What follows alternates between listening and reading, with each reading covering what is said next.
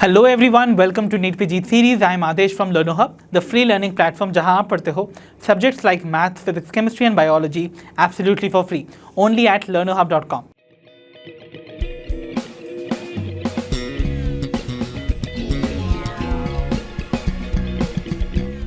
तो बच्चों, आज के सेशन में हम डिस्कस करने वाले हैं the previous year question from the chapter neural control and coordination. So पिछले 7 सालों में इस चैप्टर से कैसे क्वेश्चन एग्जामिनेशन में पूछे जाते हैं उन सभी को आज हम डिस्कस करने वाले हैं। So without wasting much of your precious time, let's get started.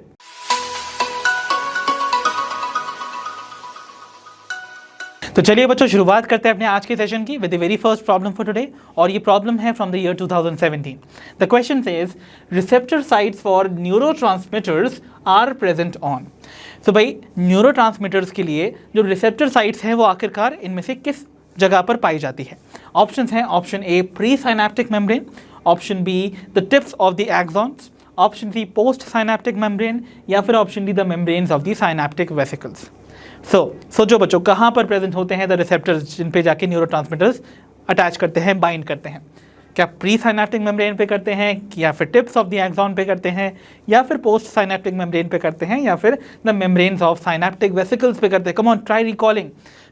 मैं आपको रेफरेंस के तौर पे उसको बना के भी दिखाता जा रहा हूँ। सो यहाँ पर I am making something for you. So this is our axon and bulb. Okay, अगर आपको याद आ रहा हो, और let me do something over here itself. So ये मैं ड्रॉ कर रहा हूं आपका एक्सॉन एंड बल्ब, और यहां पर ये प्रेजेंट है हमारे वेसिकल्स कंटेनिंग द न्यूरोट्रांसमीटर, है ना? और let us try to have it something like this. Okay, तो ये एक एक्सॉन का एंड पोर्शन है, ठीक है? और यहाँ पर दूसरे वाले न्यूरॉन के मैंने डेंड्राइट को या फिर डेंड्रॉन को इस तरीके से ड्रॉ किया है। सो ये हमारी दूसरी मेम्ब्रेन है। Okay, this is our another part, that means ये हमारे नेक्स्ट न्यूरॉन का डेंड्रॉन है। ओके, और यहाँ पर मैंने क्या ड्रॉ कर लेना है? The vesicles containing the neurotransmitter. Okay, something like this. और देखो, ये जो मेम्ब्रेन होती है, देखो एक्सॉन जो है वो मैसेज को लेकर आ रहा है, इंपल्स को लेकर आ रहा है फ्रॉम दी वन न्यूरॉन, और वो न्यूरोट्रांसमीटर्स के फॉर्म में उसको रिलीज करवाएगा, और रिलीज होके वो इस गैप जंक्शन में आता है। देखो यहाँ पर एक जंक्शन दिखाई दे रहा है आपको। इस गैप या जंक्शन को हम बेसिकली बुलाते हैं दी साइनेप्टिक क्लेफ्ट। तो एक्सॉन एंड बल्ब और जो नेक्स्ट डेंड्राइट है उसके बीच में जो स्पेस होती है ना, उसको हम क्या बुलाते हैं? We call it the synaptic cleft. तो यहाँ पर मेंशन कर रहा हूँ, this is synaptic cleft.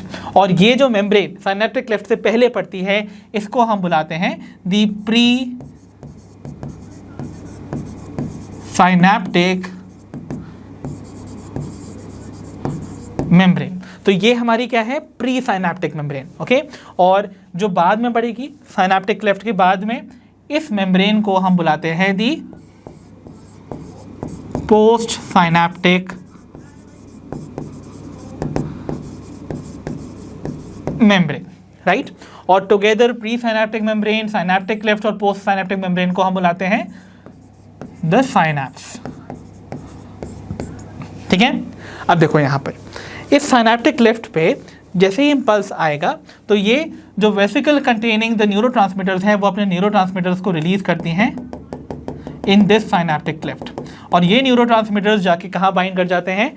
They bind to the receptors जो कि प्रेजेंट होने वाले हैं on the post synaptic membrane. So receptors जो हैं वो एक्चुअली प्रेजेंट होंगे on these post synaptic membrane. So remember, ये जो receptors हैं for the neurotransmitters, so what are these? Receptors for neurotransmitters, ठीक है? So receptors for neurotransmitters are going to be present on the post synaptic membrane. इसीलिए हमारा जो right answer होगा वो क्या होगा भाई, option C, post synaptic membrane. I hope आपको क्लियर व्यू हो गया होगा कि जो रिसेप्टर्स हैं न्यूरोट्रांसमीटर्स जैसे कि एसिटाइल कोलिन के, वो प्रेजेंट होते हैं on the post synaptic membrane. So the right answer is option C. तो बच्चों अब हम बात करते हैं प्रॉब्लम 2 की। The question is myelin sheath is produced by. तो माइलिन शीथ जो है उसको प्रोड्यूस कौन करता है? अगर आपको याद होगा, माइलिन शीथ जो है वो एक फैटी टिश्यू की शीथ है जो कि एक्सॉन्स के अराउंड देखने को मिलती है और इंसुलेशन प्रोवाइड करती है ताकि नर्व का जो कंडक्शन है, वो नर्व इम्पल्स का रादर जो कंडक्शन है वो काफ़ी फास्ट हो सके, राइट। सो ऑप्शन हैं, option A astrocytes and Schwann cells, option B oligodendrocytes and the osteoclasts, option C osteoclasts and the astrocytes, या फिर option D the Schwann cells and the oligodendrocytes. तो बच्चों माइलिन शीथ का production कौन करता है, आप सभी को याद होना चाहिए, मैंने आपको इसके बारे में बताया था। सो अगर हम बात करें सेंट्रल नर्वस सिस्टम की, in the central nervous system myelin sheath का प्रोडक्शन करते हैं द ओलिगोडेंड्रोसाइट्स। कौन करते हैं? ओलिगोडेंड्रोसाइट्स, जो कि एक टाइप के ग्लिया सेल्स हैं, राइट, जो कि सपोर्टिंग सिस्टम प्रोवाइड करते हैं फॉर द नर्वस टिश्यू। सो अगर सपोज ये एक न्यूरॉन है, राइट, तो this is let's suppose one neuron,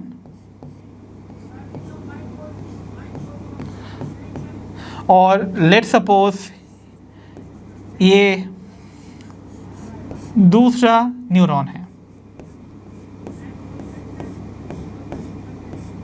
ठीक है। सो इन दो न्यूरॉन को कनेक्ट करने के साथ साथ उनमें माइलिन शीथ का सिंथेसिस करते हैं ये वाले ग्लिया सेल्स, जिन्हें हम ओलिगोडेंड्रोसाइट्स बुलाते हैं, जो कि कुछ इस तरीके से नजर आएंगे। So they are going to appear something like this, और ये अपने प्रोसेसेस को एक्सटेंड करके यहाँ पर इनको कनेक्ट करते साथ साथ यहाँ पर माइलिन शीथ का प्रोडक्शन करते हैं। तो देख रहे हो एक साथ एक ही oligodendrocyte. So this is what an oligodendrocyte looks like. तो ये ओलिगोडेंड्रोसाइट एक साथ मल्टीपल प्रोसेसेस के थ्रू अलग अलग न्यूरॉन्स में क्या कर सकता है, माइलिन शीथ का सिंथेसिस कर सकता है all at a time. So multiple myelin sheath का सिंथेसिस जो है वो देखने को मिल सकता है डिफरेंट डिफरेंट न्यूरॉन्स में by this oligodendrocyte when it comes to the central nervous system. बात करते हैं अगर पेरिफेरल नर्वस सिस्टम की।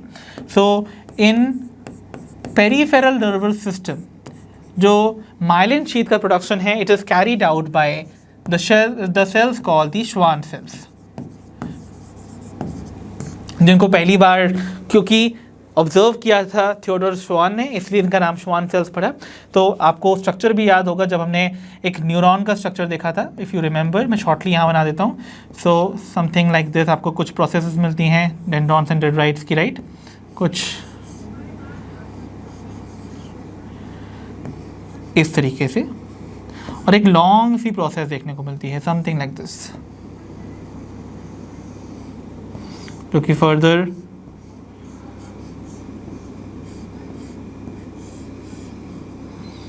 एंड करती है इनटू अ ब्रांचिंग, और वो एंड करते हैं into synaptic knob like structures, right.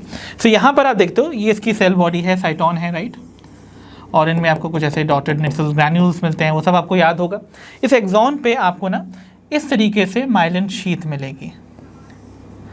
So यहाँ पर ये माइलिन शीथ है, और इन माइलिन शीथ को प्रोड्यूस करने वाले जो सेल्स हैं वो इसी माइलिन शीथ पे ही प्रेजेंट होंगे, something like this.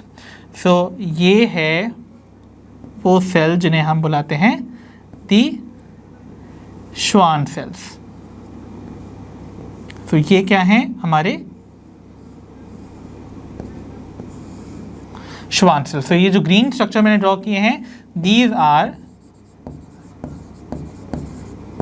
The Schwann cells, ठीक है, जो कि another type of glia cells ही है। तो बेसिकली ग्लिया सेल्स ही रिस्पॉन्सिबल है for the production of the myelin sheath. तो माइलिनेशन कॉज करने के लिए इंपॉर्टेंटली हमें रोल मिलने वाला है श्वान सेल्स और ओलिगोडेंड्रोसाइट्स का।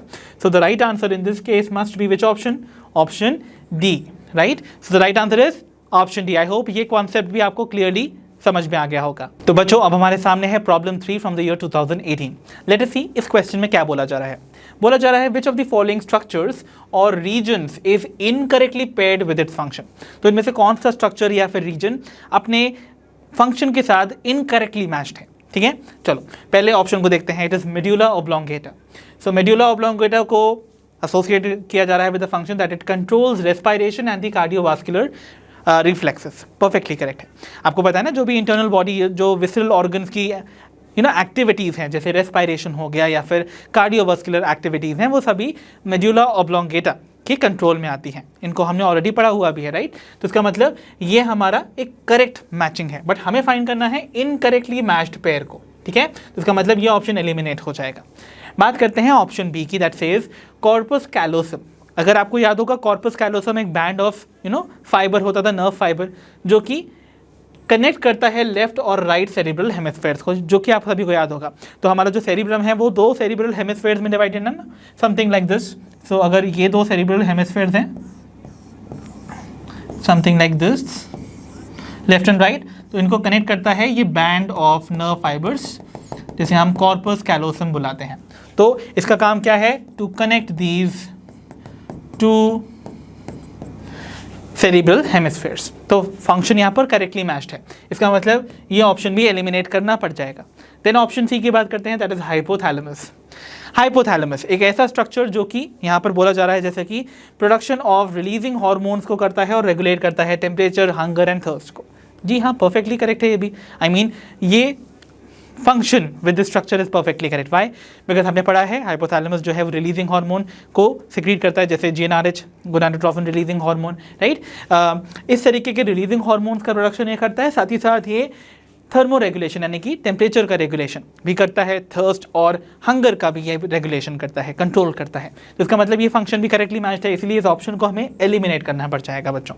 तो फिर हमारे पास बचा ही क्या? ऑप्शन डी, यही सही होना चाहिए. It says limbic system. तो लिम्बिक सिस्टम जो है वो बोला जा रहा है consist of fibre tracts that interconnect different regions of the brain and controls movement. So limbic system की बात की जा रही है बच्चों.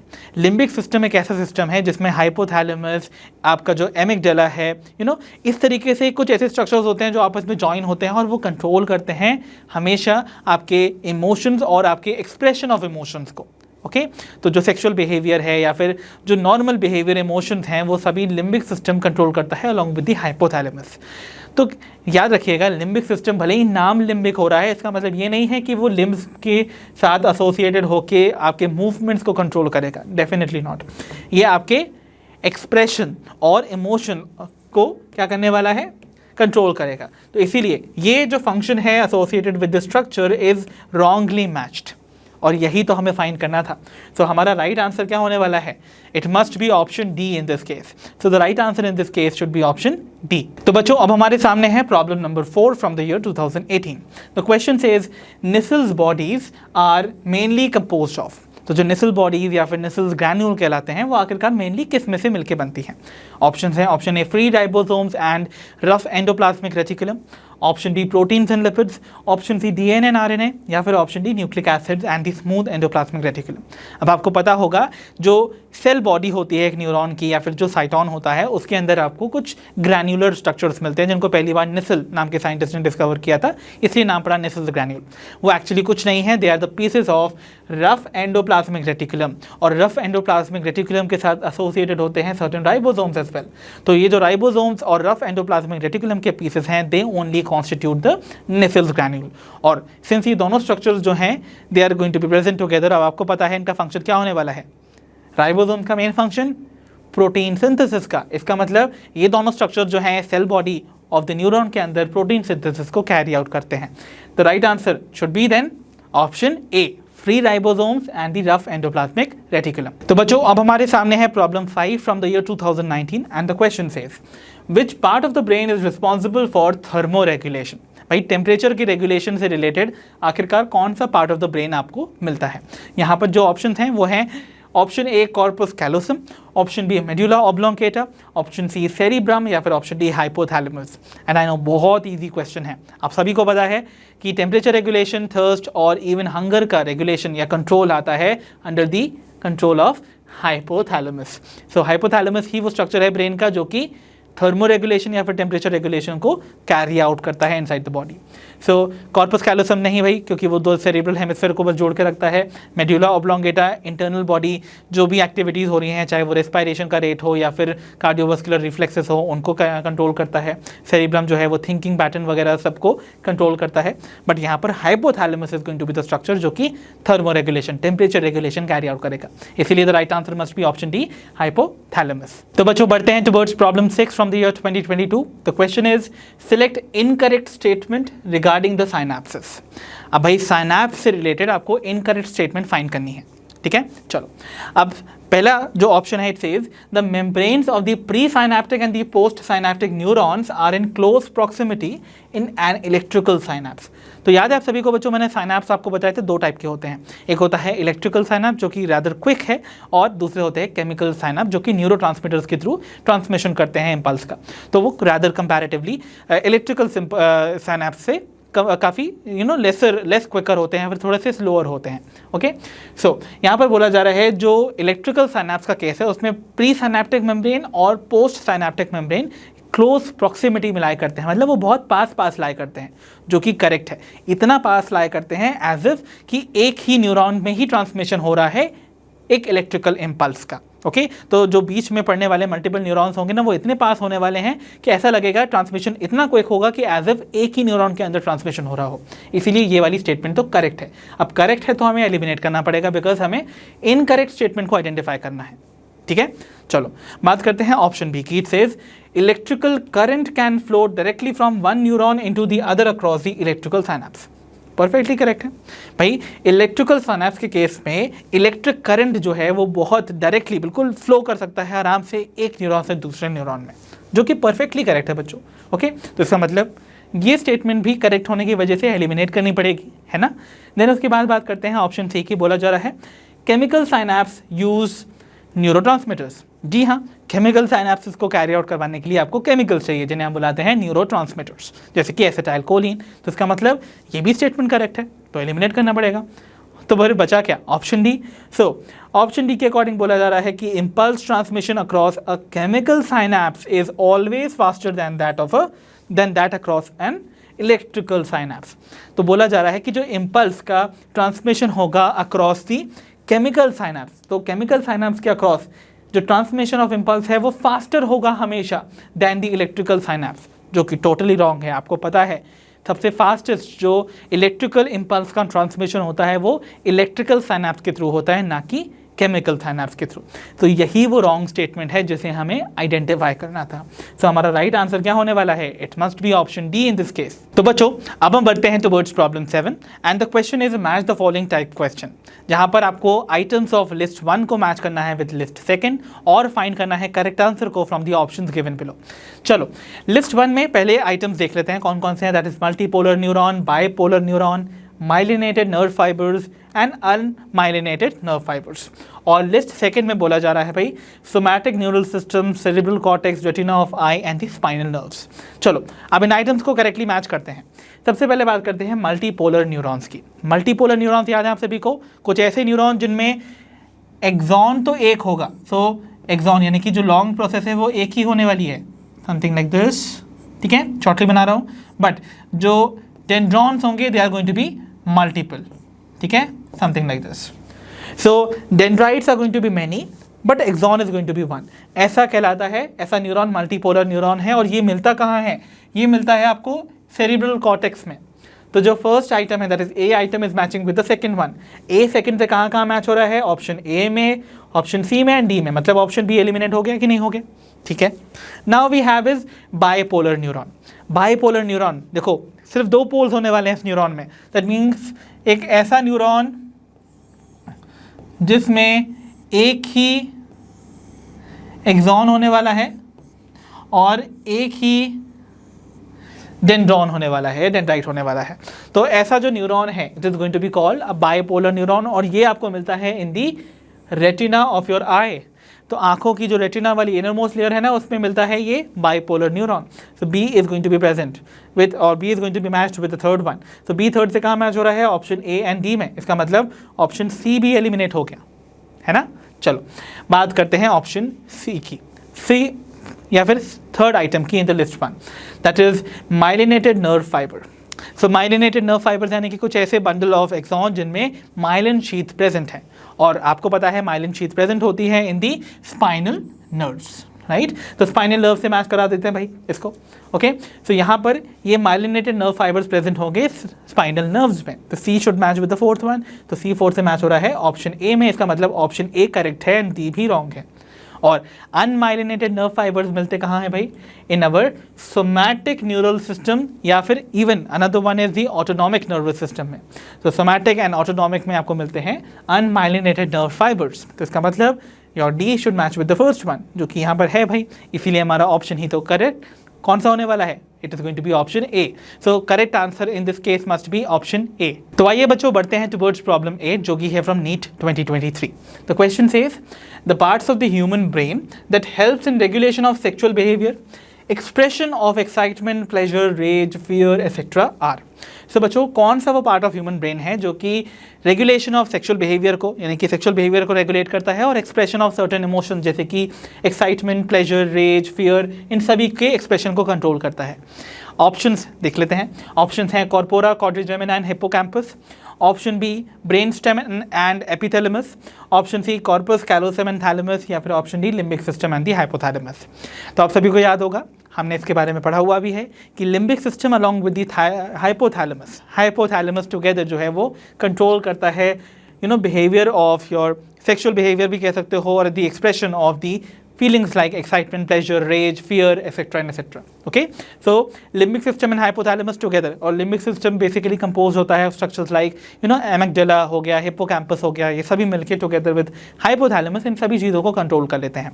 इसीलिए the right answer in this case must be option D, limbic system and hypothalamus। तो बच्चों अब हम फाइनली पहुंच चुके हैं towards the last problem of today's session, that is problem number 9, और ये है from NEET 2023 Manipur. The question says brain stem of the human brain consists of. So भाई ह्यूमन ब्रेन का जो ब्रेन स्टेम है वो आखिरकार किन किन चीज़ों से मिलकर बनता है? ऑप्शन हैं option A midbrain, pons and medulla oblongata.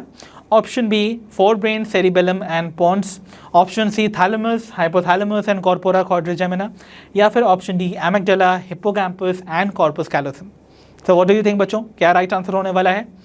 Exactly जो हमारा ब्रेन स्टेम है वो तीन चीज़ों से मिलकर बनता है। One is the mid brain, another one is pons viruli, and the third one is medulla oblongata. So mid brain, pons viruli and medulla oblongata mention है ऑप्शन ए में, तो हमारा राइट आंसर होने वाला है ऑप्शन ए। आई होप ये question भी आपको क्लियरली समझ आया होगा। तो बच्चों इसी के साथ कंक्लूड होता है the PYQ session from the chapter neural control and coordination. I hope इस चैप्टर से रिलेटेड जो भी PYQs मैंने आपको आज के सेशन में करवाए हैं वो आपको अच्छे से समझ आए होंगे। अब हम मिलेंगे अपनी नेक्स्ट वीडियो में। अंटिल देन आप अपना ध्यान रखिए, पढ़ते रहिए, और जैसा कि आप सभी जानते हो लर्न हो मतलब फ्री है पर बेस्ट है।